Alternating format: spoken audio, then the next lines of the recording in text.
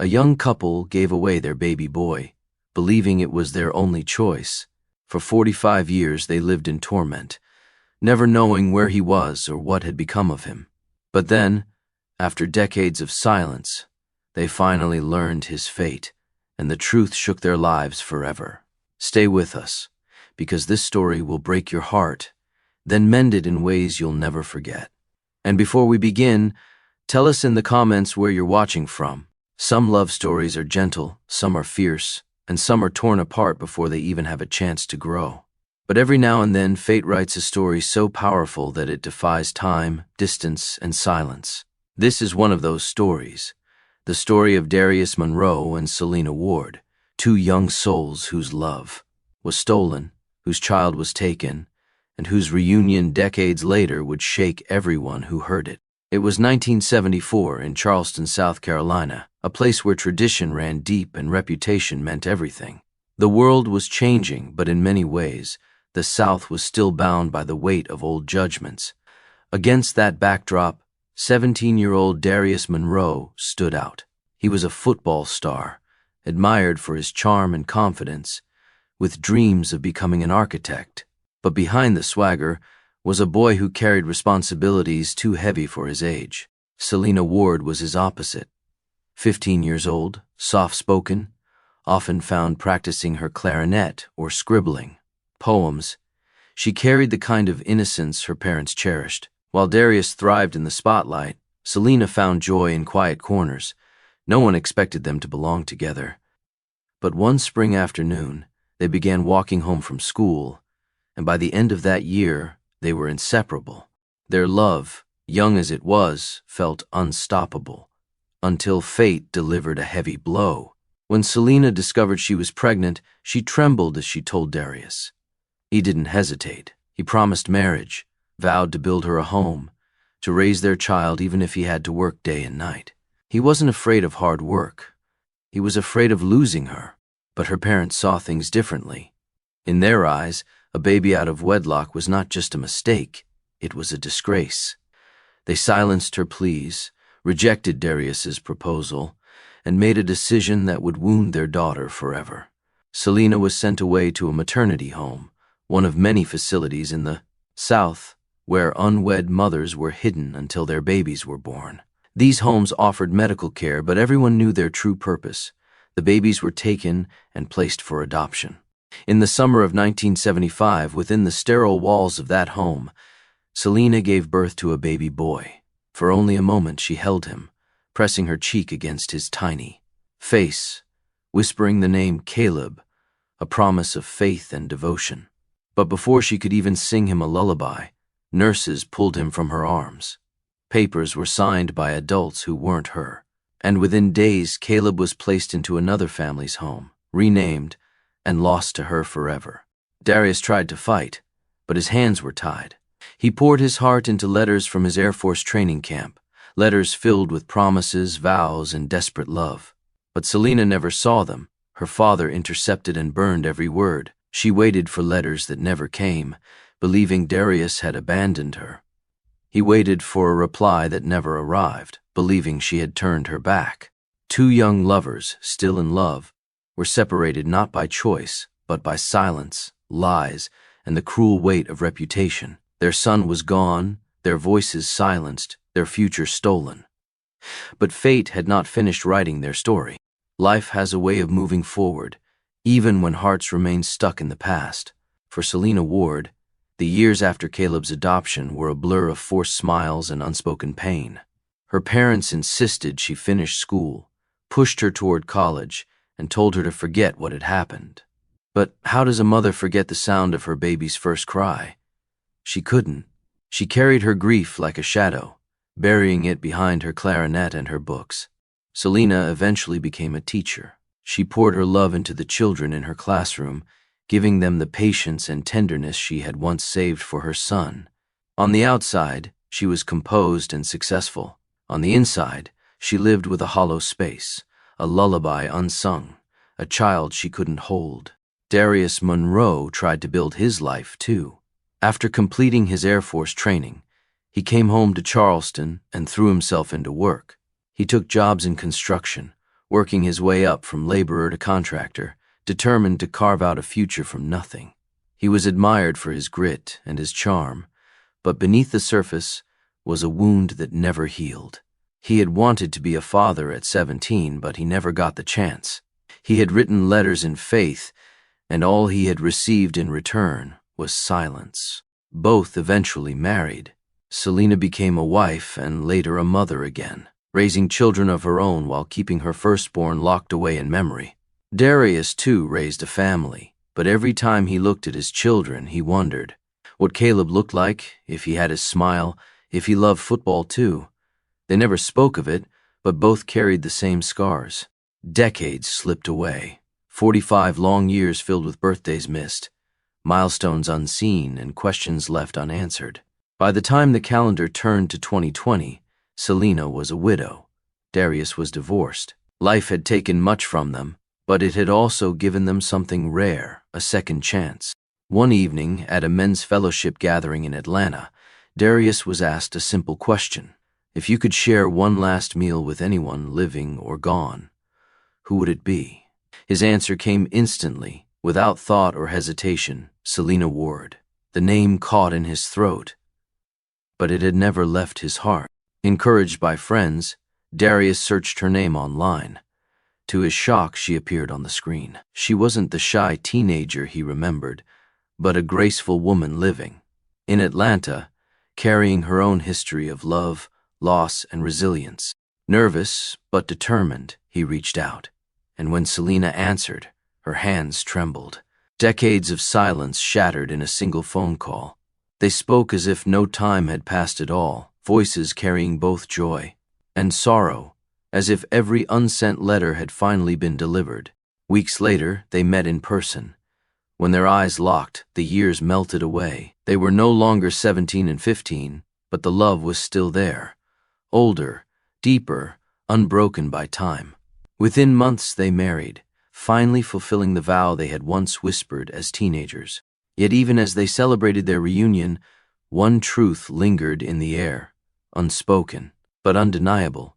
Somewhere in the world was a son they had never raised, and finding each other would mean nothing if they didn't find him too. For a time, the joy of being together again was enough. After decades of silence, Darius Monroe and Selena Ward finally had what was once stolen from them. They laughed at old memories, shared stories of children and grandchildren, and even joked about how fate had given them a second youth. But no amount of laughter could cover the one absence they both felt. One night, Darius turned to Selena and spoke the words that had weighed on him for years. "I found you again, but my soul won't rest until we find Caleb." Selena froze. The name alone carried a storm of emotions: grief, guilt, fear. She remembered the maternity home, the nurses pulling her baby away, the silence her parents demanded. For decades, she had convinced herself that searching for him would only reopen wounds. But hearing Darius speak so firmly stirred something different: hope. Together, they reached out to the adoption agency that had handled Caleb's case. Records from the 1970s were difficult to track, but after weeks of waiting, an answer came. Their baby boy, once named Caleb, had been adopted by a family in Atlanta. His name now was Jonah Whitaker. He was 45 years old, a youth counselor, a husband, and a father of 3. The revelation left them stunned. For decades, they had imagined their son as a small boy, frozen in memory. Now, he was a grown man with a life of his own. But fate wasn't done testing them. The agency sent a letter to Jonah, carefully worded, saying that a family member wished to reconnect. When he opened it, Jonah's first instinct was suspicion. Scams targeting adoptees weren't uncommon. He tossed the letter aside, muttering that it couldn't be real. Yet his wife wasn't convinced. She urged him to check, to verify, to give it a chance. Reluctantly, Jonah followed up with the agency. What he learned turned his world upside down. The people searching for him weren't strangers. They were his parents, his real parents. For days, Jonah wrestled with the truth.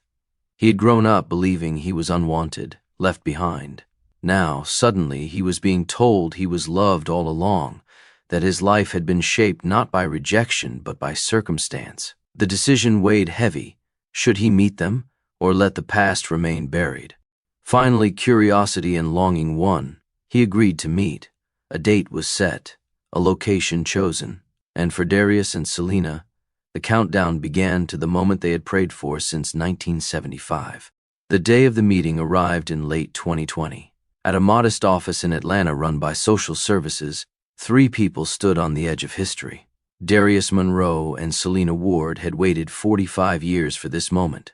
Across the city, their son, now known as Jonah Whitaker, was preparing to meet the parents he had never known. None of them knew what to expect.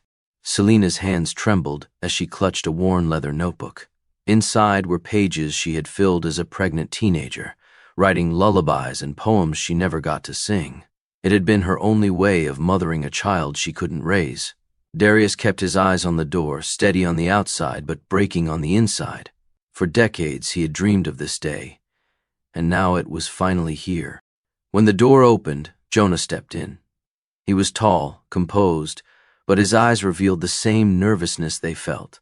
For a long moment, no one moved. The room was heavy with silence, as if time itself had stopped. Then Selena whispered, "Almost like a prayer, Caleb." Jonah's eyes filled instantly. He sat down, struggling for words. I thought I was forgotten," he said, his voice unsteady. Selena opened the notebook in her hands and read softly, her voice breaking. The words of a lullaby she had written as a girl: "Sleep, little one, though the night feels long. My arms may be empty, but my love is strong." Tears streamed down Jonah's face. He leaned forward, his voice trembling. "I grew up believing I was unwanted, but you loved me before I even knew my name." The three of them wept together. Decades of pain and silence began to melt away in that room. Jonah asked the questions that had haunted him: why he had been given up, why no one had come for him. And for the first time he heard the truth.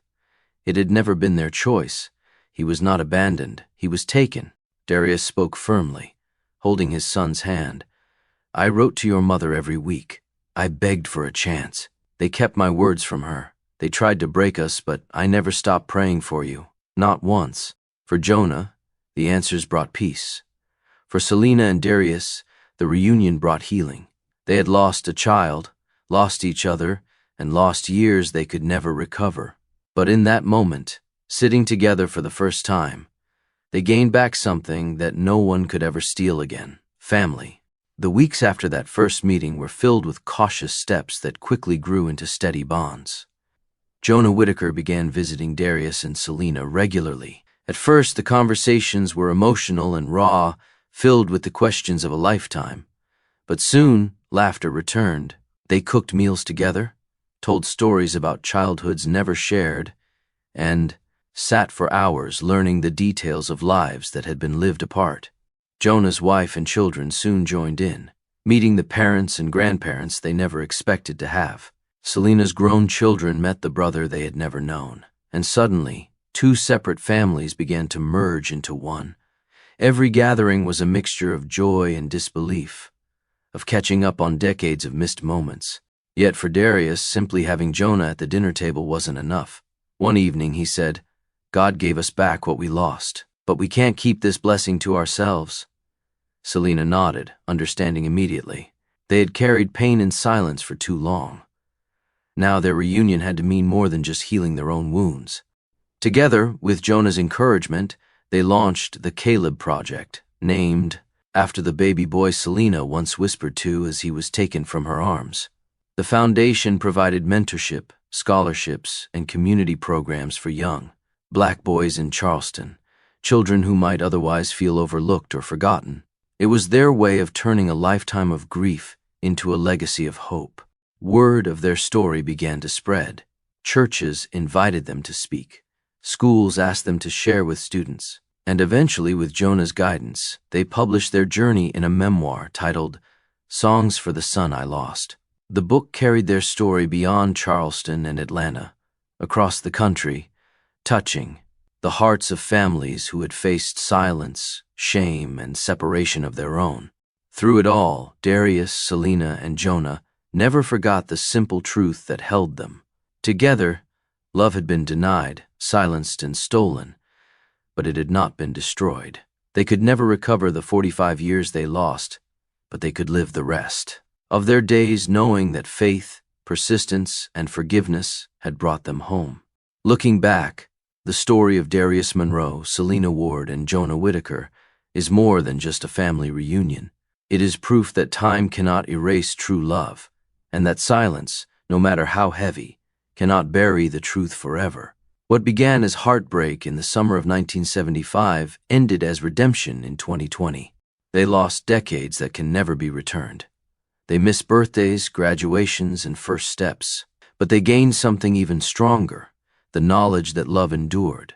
Through every obstacle, every burned letter, every forced silence. For Jonah, the truth healed a wound he had carried all his life. For Selena, it gave meaning to the lullabies she had written in secret. And for Darius, it proved that the family he dreamed of at 17 was never truly gone. Their legacy lives on through the Caleb Project, which has already changed the lives of countless boys who might have otherwise felt forgotten. Through scholarships, mentorship, and community programs, their story has become more than personal. It has become a beacon. Their memoir, Songs for the Son I Lost, continues to inspire families across the nation, reminding them that reconciliation is possible, even after decades of silence. And so, their journey leaves us with a question: how many stories are still waiting to be told? How many families still live with questions that could be answered if hope is not abandoned? Let your thoughts flow in the comments below. Thank you for watching this unforgettable story of Darius, Selena, and Jonah. If it moved you, don't stop here. Our channel is filled with other powerful stories of love, loss, and second chances that will touch your heart just as deeply. Subscribe, like, and share to keep these stories alive. Your next favorite story might be waiting in our channel right now.